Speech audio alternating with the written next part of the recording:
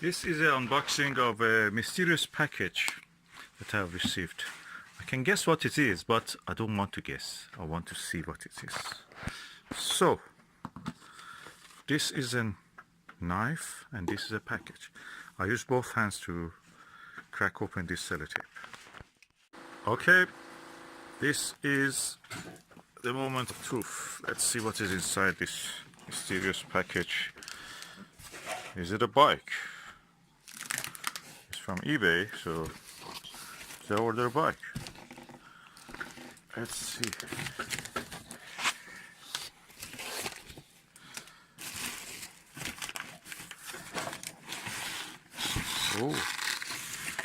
Oh, a telescope. A Gilbert astronomical telescope with 26 inches steel tripod and heavy die-cast base. That's the telescope I ordered because I had it when I was a kid. I was the size of this guy's and had a telescope like this. Oh, amazing. I ordered it from America. The postage cost more than the telescope itself. Now let's open it. Okay, this is the Gilbert telescope. This is the handle of it. And I can see that there is a lead on top of it all through. This is not actually a cardboard. It's cardboard, but there's a layer, very waxy, plasticky layer on top of it. So it's kind of waterproof. Let me open it and see how it is.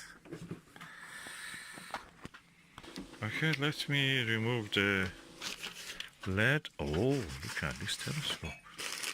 Has all the things inside it. This is immaculate. It's new. Has not been used. The one I had when I was a kid, this part of it was missing.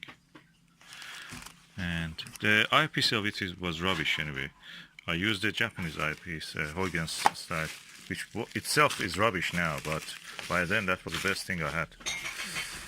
And oh, okay, this is a ring for the mount, and this is the base for the mount. Lovely. Oh, mine didn't have these writings on it, North, West, and other things, but anyway, that's good. This is the swivel base on that, so the ring goes on this, and just you can turn it. Very handy, very easy to work with. And oh, mine also didn't have this part. I'll show you this. This is a beauty. This is something that you project the image of the sun by putting it over the eyepiece like that. And you could see the image of the sun without actually endangering yourself. Very good, very efficient. And I'm really delighted. This actually had a rack pinion. The one I had didn't have this, so it must be a later model than that. And it was lovely. I love this. Oh, it's so sweet. Everything in it is perfect. I think this one is either is a completely pristine and vintage kept clean and nice, or must be a replica. I don't know who may build a replica of such an old telescope. Yes, now I'm opening it and let me see. Oh, mine was superior to this. You know why? The one I had when I was a kid, in front of here had a glass, and on the back also had a circular glass. So this circle here was holding that glass in place. Anyway, let's look at the mirror. Oh, that's it. That's the mirror.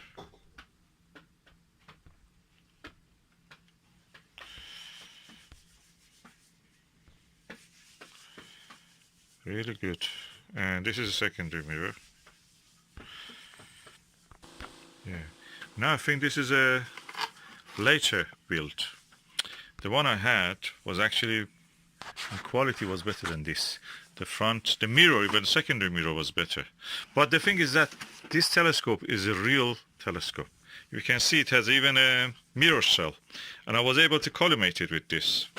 It didn't need much collimation every time, but anyway, when you need it, you could easily do it with this 3 screws there. And that made it really a real telescope. It is a real telescope. It's not a toy, I must say that. I modified the front of it. With this, I could actually put a reduction aperture here which reduced the glare when you were looking at the moon or the planets, and you could see the best views of the craters of the moon I've ever seen. All those wrinkles in the mare imbrium you could see with this.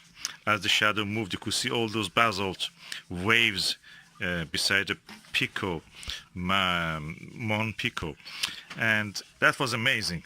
And I could see the bands of the Jupiter. I could see the North Equatorial Band and South Equatorial Band, and I could see actually once, I noticed that and later I learned that what I have seen was real, I could see a disturbance in the North Equatorial Band, or South Equatorial, anyway, I have to look in my notes. And that was real. With this scientific instrument, I was able to do that. So this is really is not a toy, it's a real scientific equipment. We did real science with this, in a way. And I noticed that at that time that I found that south equatorial disturbance in the belts of the Jupiter, such a thing was observed also in America by others, but it was reported by that time. So credit to me. And oh, there's a few bobs and bibs here with bits and bobs. Okay, let me open those ones and also have a look. None of this existed with me. I bought it second hand because I could not really get my hand on the first hand one. I bought it from a classmate. Okay, let us see what is it. Okay, this is explaining about the rack and pinion and the eyepiece of this telescope.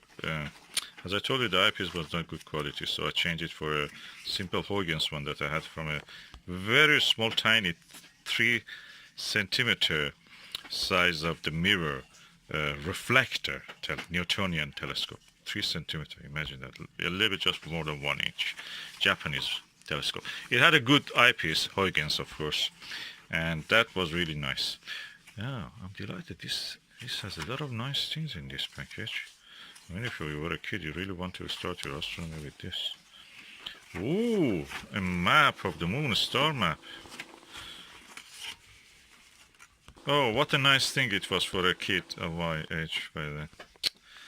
Ah, December, you can see all the constellations for all the sky. So if you put that side in front of you, the top part, June, means the constellations you will see are these ones. So if you put now, January, we are in January, okay? If I put the January on the top, the constellations are here. You see Orion, Canis Major, Sirius, Columba, Taurus, Pleiades, and Gemini, and Auriga, and Perseus, and Unicorn. All those constellations are here. The brightest star in the sky is Sirius, of course, you know that. I mean in outer sky, not in space. Very lovely gift was this. Oh, okay, for a kid. Adventures in the Sky with the Gilbert telescope. Oh, love this. Gilbert had a lot of oh, that's a little booklet. Everything you want to know about the constellations and the stars is here. I could see the rings of the Saturn with this. I could see a very small, tiny disk of the Mars. Not very discernible, but anyway, it was there. Oh, how to observe the sun with this. Oh, amazing. I was lucky I saw once with a welding glass. I saw probably one of the biggest sunspots on the moon, on the sun. Yeah. Lovely booklet. Oh, so many memories. I just got it because of the nostalgia effect. Oh, Mount Palomar, the most powerful, and the Lick, or the Yerkes observatory. Yeah, the telescope in the Yerkes observatory. Anyway, amazing things. Oh, good old days. That the science of astronomy was very simpler.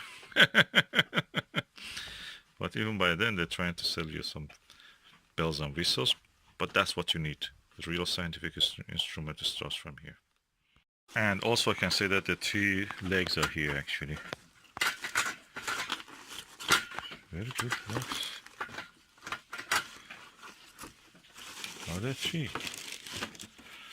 I have to check. They don't look 3 to me. Let me see. Okay, I can say this is also a later model. The legs I see here are quite tinier than what I had. The ones I had They looked more sturdy. They didn't have sharp edges like this. But and they could easily also fit in the mount, which was the mounting disc, which was somewhere here or here. Anyway, they may have improved it actually.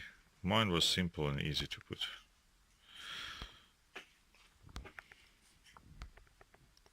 Anyway, nice. And I have all the things that I need to work with this telescope.